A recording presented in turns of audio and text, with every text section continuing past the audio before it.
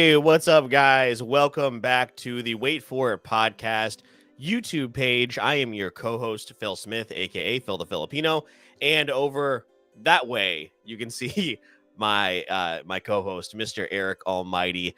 And Eric, we are back on YouTube. It has been way too long, for sure, since we have come back to this space, but we wanted to come back here and review the latest Disney Plus Marvel show as part of the MCU, which of course today will be Miss Marvel. So Eric, I know we had a lot of, I think the show out of the gate surprised us, which we'll talk about here in just a moment. And then I'm interested to see kind of how we felt as the show progressed, which is what we're going to be doing here tonight. Yeah, it's going to be exciting, honestly, because this is one that we started getting more excited about as it got closer. But, we weren't really sure. Like Moon Knight, if you guys listen to that review that we did here on YouTube, if you haven't, it's the next video you should play.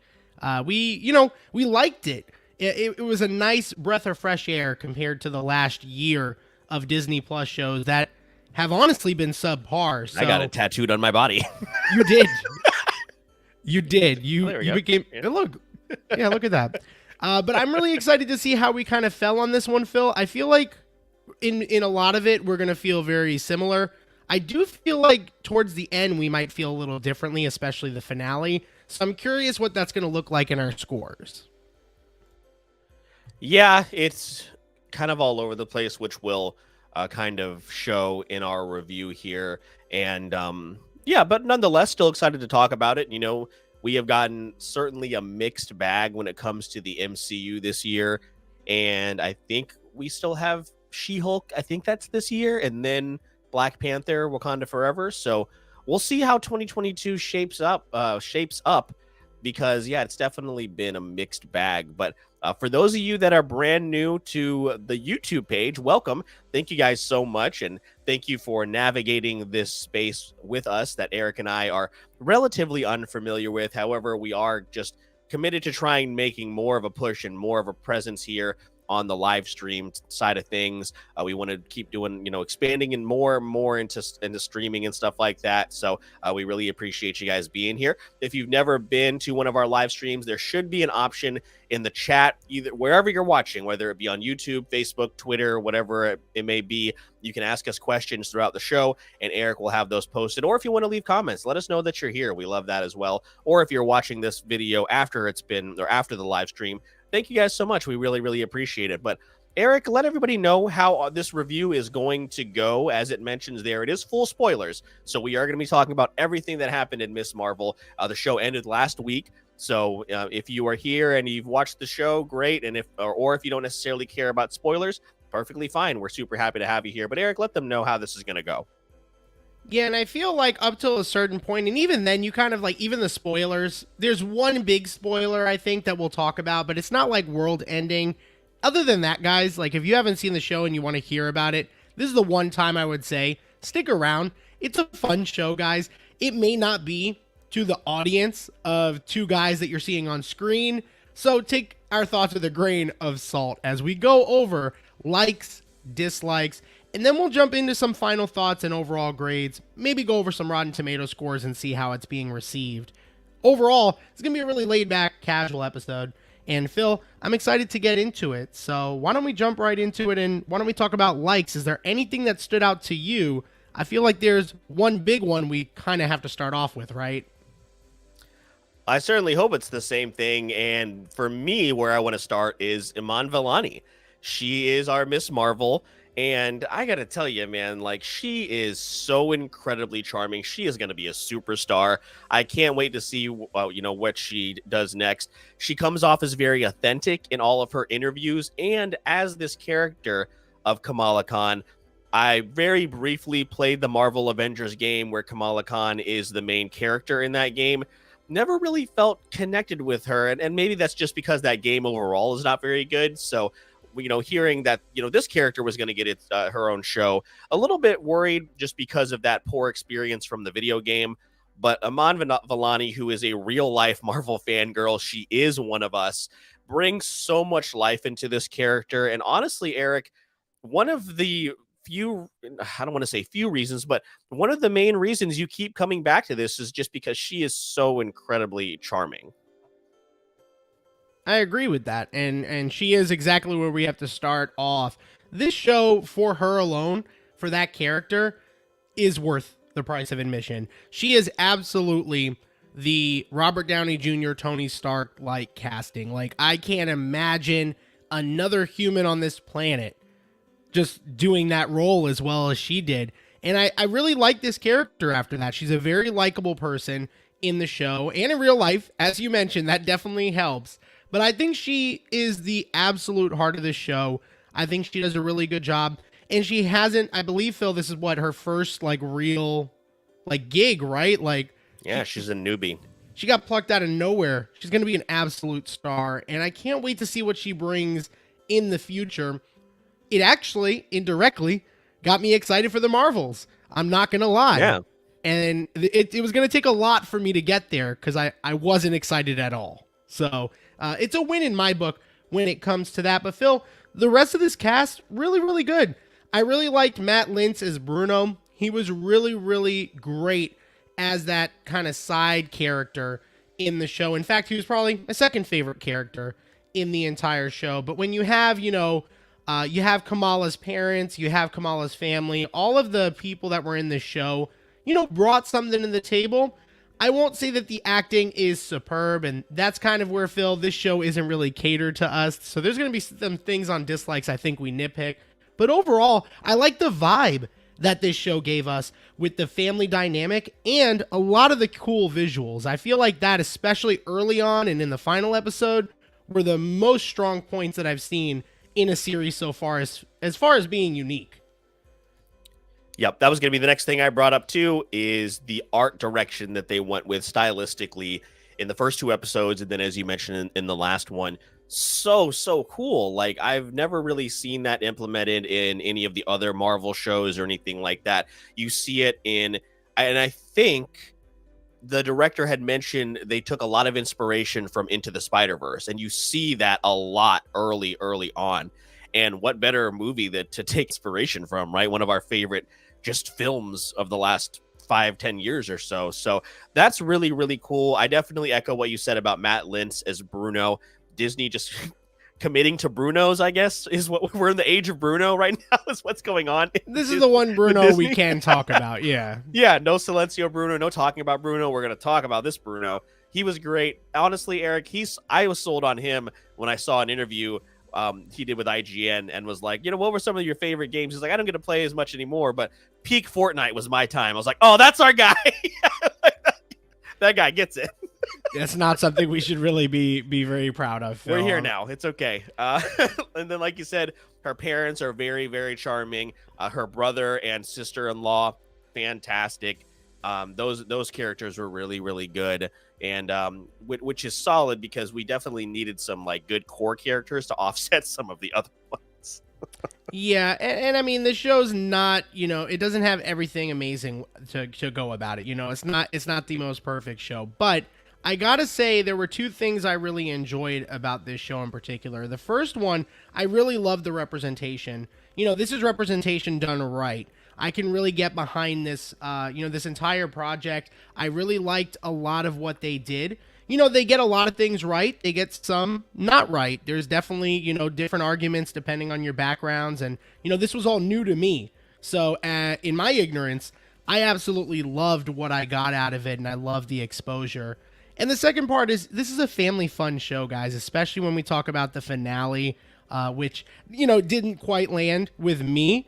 It definitely landed with my son, who was watching this the entire way through. And, whenever you can get a Marvel project that you can share with your kids, I think that that's an absolute, just real wonder to watch, because adults freak out about it, especially when the first Miss Marvel trailer came out, Phil. People losing their minds about this show.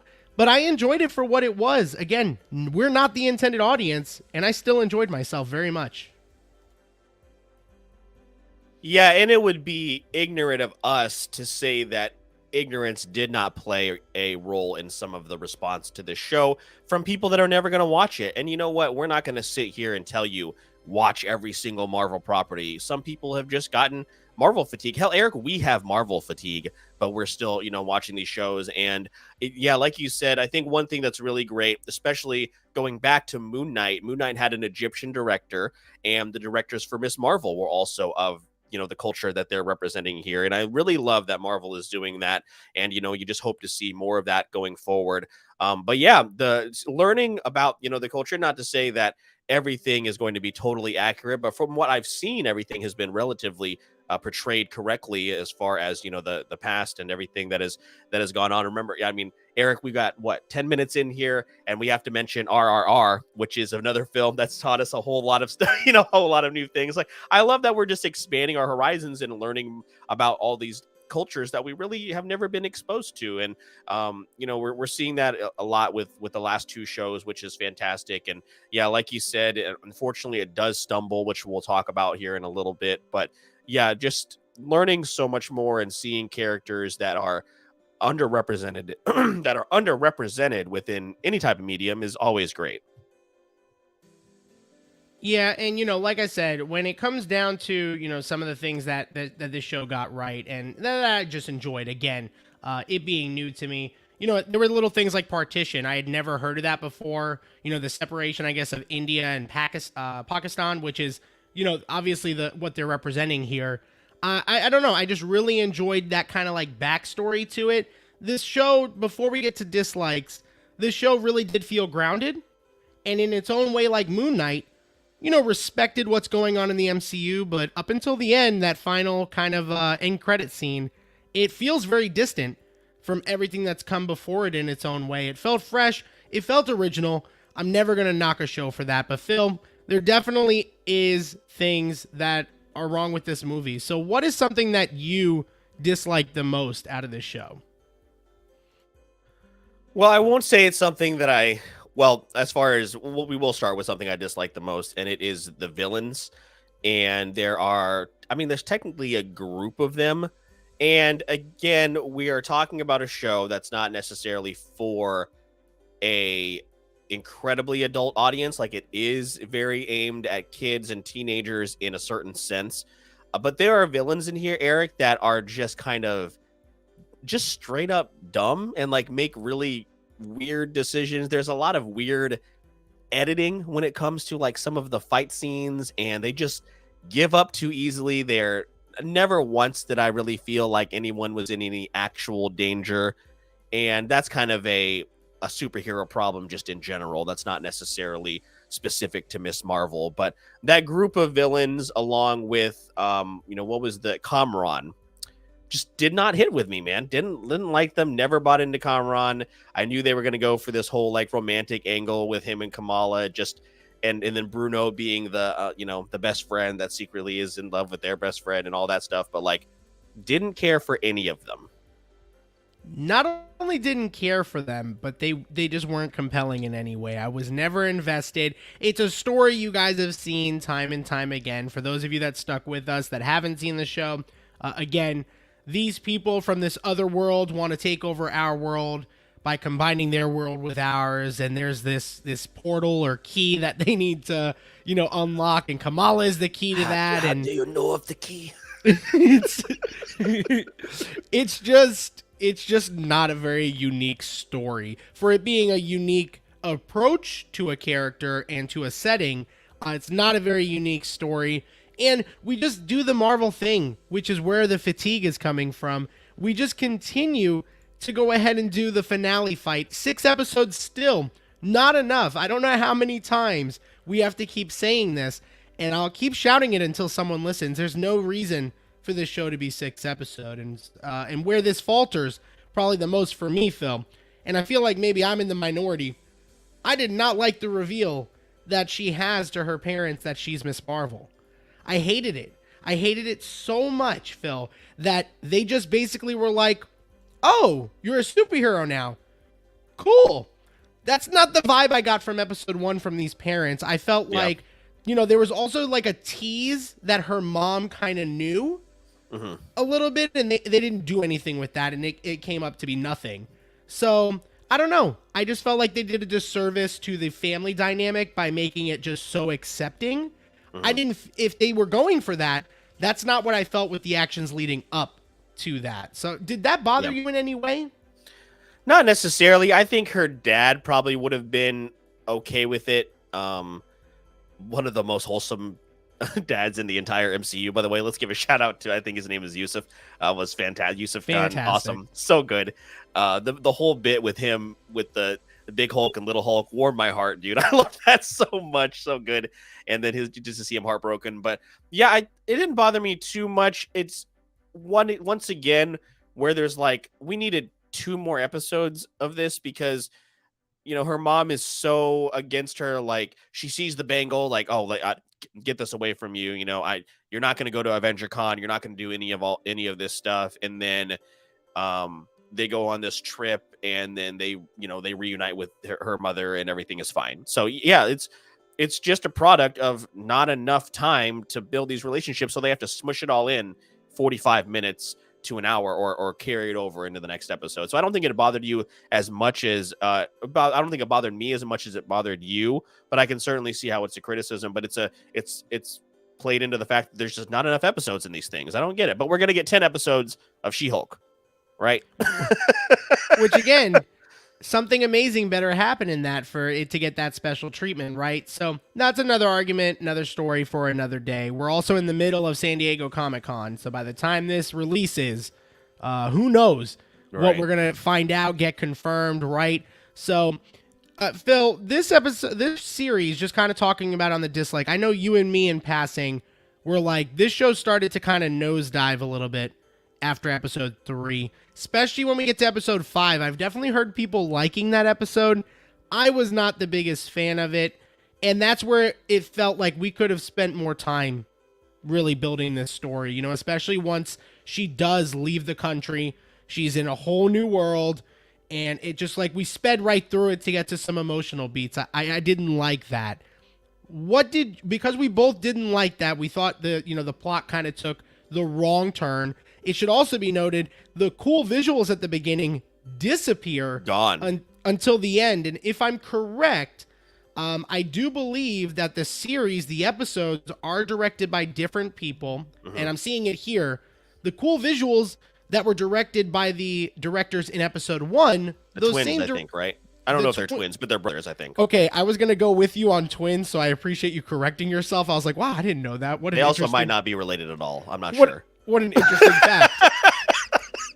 But the directors of episode 1 are the ones that directed episode 6. So it was interesting to see like that different dynamic of like styles, I guess. And I wanted more of that. In fact, the director who did 4 and 5, those are the ones I like the least. So we've got like this really mixed bag here. I say all that to say, Phil, what did you think of the finale? Ultimately, you and me both kind of felt the same thing, a strong start, a very weak middle. What did you think about the finale? Because I feel like that's where we're going to get a little preview into what our scores are going to be. Mm-hmm. I think I enjoyed the finale more than you, just because episode 4 and 5 I didn't like. So to get something, and also I was excited to get those graphics back, like you were talking about, that we loved so much early on. So I think that probably helped a lot. I would be interested to see how I feel on a second watch through, which I'm going to do in the next couple of days because my daughter hasn't seen the finale yet. So I'll watch through it again. But upon the first watch, I think I was just happy to see them back in her neighborhood and finally getting, you get to see her powers, Embiggen. You get to see the Embiggen power and her get large and stuff like that. Because I know a lot of people were also upset about her powers being a little bit different than they are in the comic books. And it's like, it's not really that big of a deal, but I think maybe I enjoyed it a little bit more just because 4 and 5 I did not like, and I was just happy to see some of the things that I had been missing for 2 episodes. Yeah, and you guys heard me say it already. It's kind of like this big Marvel fight that happens at the end. I don't think it was really well done, so the CGI for me was a big miss at the end. The whole CGI aspect, everything that had to go about that, I just didn't like. And Phil, again, this show was not catered to me. I hated everything with the school. I hated everything. I hated the whole sequence. It felt just really poorly done, and I understand it's a kid shows. I relate it to And while this isn't a kid show, I relate it to the criticisms of Kenobi. And you might not know this, Phil, but there's a scene where Princess Leia in that show, which I guess is a spoiler, so spoilers for Kenobi too. We see her run away from like 4 people, and it's almost comical. It's almost comical the way it's like choreographed. That's how I felt about this particular show in this moment. And I was just looking for more of a finale, a real finale to this intimate story. And I didn't feel like we got that. So that was definitely just my appeal. But again, take it with a grain of salt because I watched it with my son. My son was laughing and entertained. So that's maybe who this was catered for. I wanted more, though. Yeah, and I think my daughter's going to enjoy the hell of it, too, when she sees the finale. But I see what you're saying. You mentioned another word there, choreography, which is what I wanted to talk about, too, as a dislike. The fight choreography is awful in this. It is so bad in certain parts, especially in episodes 3, 4, and 5, when you're whatever that group is. What were they? What were they? They were they were Jin. I know one of the words was Jin, but they had a specific name for whatever they were as far as otherworldly characters. There are some really bad fight scenes, especially when they go overseas, and it's just really strange, like movement, like nobody was really comfortable, or they were trying to be too safe. I don't know what it was, but there's some really bad fight choreography in this scene whenever it's just like hand-to-hand combat, and that's when the series started to lose me again, when they started to go away from when they were away from her neighborhood and all that kind of stuff, because there's some bad stuff in there. But yeah, I think the whole scene with the school and the finale, like you said, kind of maybe it's maybe meant for a younger audience, but also to kind of call back to maybe like I don't know, like a Home Alone or like a Dennis the Menace kind of thing, something like that. But yeah, but that also goes to the what were they the department DODC. They're not really, even though they're in Spider-Man, we don't really still know what they do. What do they do? Why were they racist or were they not? I think she was racist. They went on that line very hard. What was her name? Agent Deaver. Yeah, they went on that line very, very hard. I just didn't feel the motives. And again, this is where a 6-episode order doesn't really help. Clandestines is the term you were looking for, Phil. So, again, really lackluster villains. You've got this task force that we don't know their motives. We don't like the motives of the main villain. They're going to be in She-Hulk a lot. So great. Awesome. Super fucking excited. Here's the thing. And also to go back to the fight scenes, why did they the clandestines wait till they got to the facility to break out? Why didn't they get out on the way? Or how about not get caught because you're otherworldly?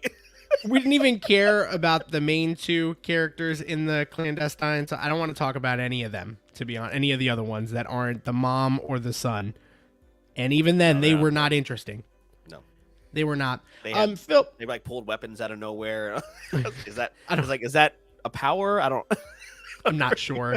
Let's go ahead and jump into maybe how it's being received, give some final thoughts and a grade, and then let's talk about those post-credit scenes and see what's to come, what we thought of them. And we'll kind of wrap this up here, a little bit shorter than our Moon Knight episode, which was a little longer. So Phil, what do you got for the reception of this show?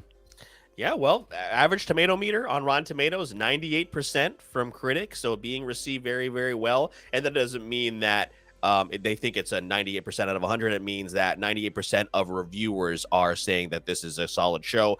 82% audience score, so you're seeing, that contrast in the opposite direction that we usually see. So being received relatively well. And then on IMDb, I believe it currently sits at a 6.2. So take that, again, like Eric said, with a grain of salt, as well as what we are saying. A lot of the user reviews on IMDb also acknowledge that this is probably not for them. So, that's definitely something to keep in mind for sure. Yeah, and, like I said, with this particular show, it's a little difficult to kind of put my finger on it. Phil, if there's nothing else that we want to talk about, you ready to go into final thoughts? Yeah, let's do it. I'll go first here. So, as far as Miss Marvel, it did flirt with greatness early on. Has a unique style. a incredibly charming protagonist that kept me very invested early on. Iman Vellani, like we said, she is a star, dude, and I cannot wait. I'm very much looking forward to seeing her team up with Carol Danvers and Monica Rambeau, who we're going to see, for those of you that don't know, from WandaVision. So she's going to come back for that too.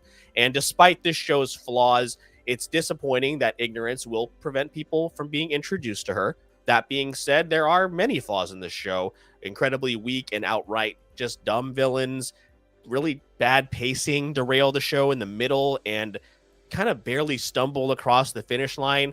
The finale is fine, and the mid-credit scene in the finale we'll talk about here in just a moment does at least give us a sense of the MCU as a whole, unlike some of the other Disney Plus shows. But ultimately, it fell into another Marvel Disney Plus box of somewhat mediocrity. I believe Iman Vellani is endearing enough to warrant at least one watch through, and I gave it a 7 out of 10 because it is okay. It is an okay show, and honestly, most of those points probably go to Iman for just being such a star.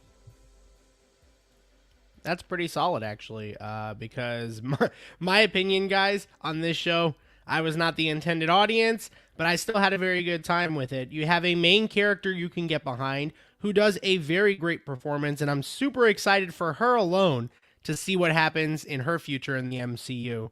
But these Disney Plus shows, guys, in addition to the Marvel fatigue, it's just getting to be stagnant. There's nothing special about these shows, and it almost is starting to concern me that we should just stop doing them. They're not really helping or offering anything of substance. This show starts out giving out substance for a unique setting and really unique visuals, but a switch of directors throughout the entire series, 2 episodes apiece basically, really kind of makes this a big mess in as far as style, visuals, and direction. Choreography is subpar. The visuals are cool at times, and then others, they're not very good.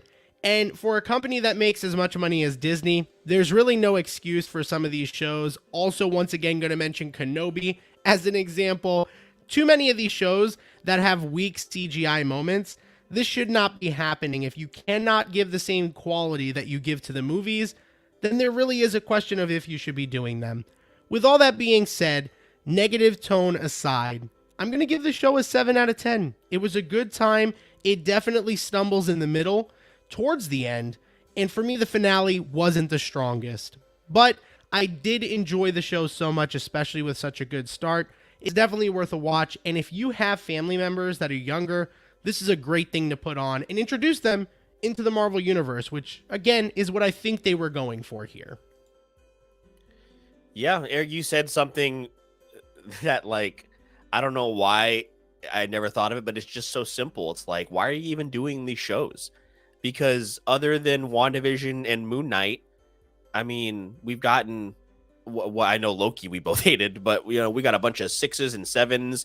This is a 7, like, and I think I saw IGN's ratings across the board have been 7, 8, 6, 7, 8. Like that's what we're getting over and over again. The MCU used to be something special, but now we went from getting like what 6 to 8 hours of MCU material a year. Now we get 6 to 8 hours in one series a month, and it's just too much.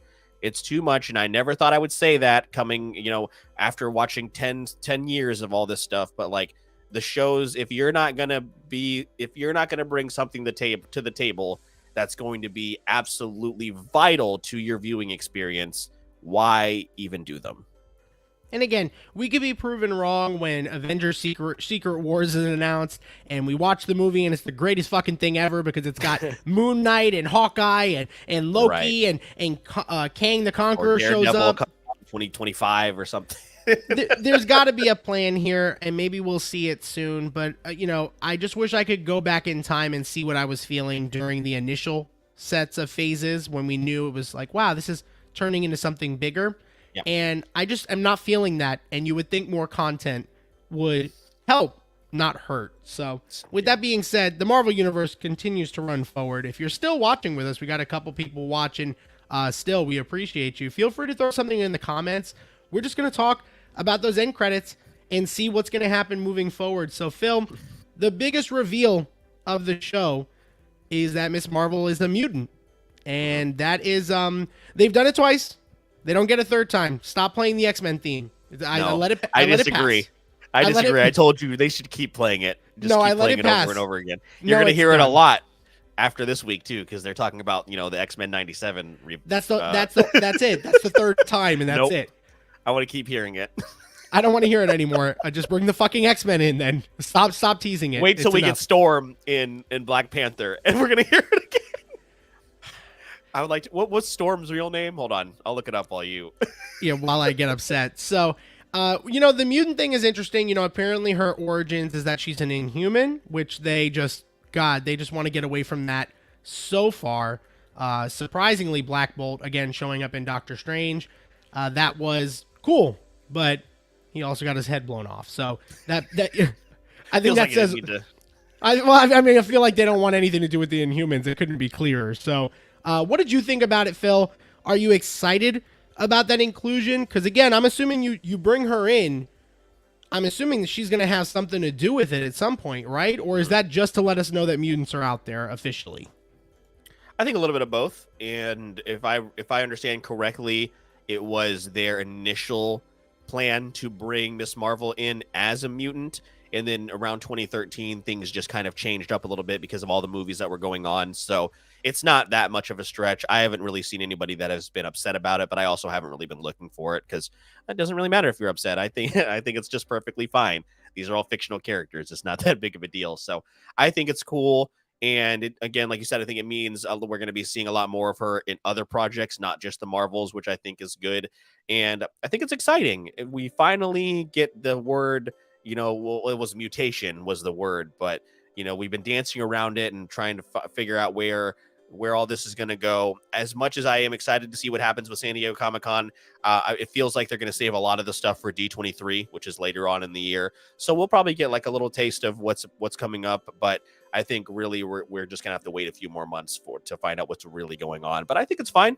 And if it wouldn't have been okay if it was like, what if it was like, if we found out Kamran was a mutant or something like that, we'd have been pissed. But the fact that it's her, it works. It's fine. Yeah. And I am curious where it's going to go. Just like with the final end credit scene, Miss Marvel disappearing, and there's Carol Danvers. How did you take that? How did you react? Pretty big cameo. Finally.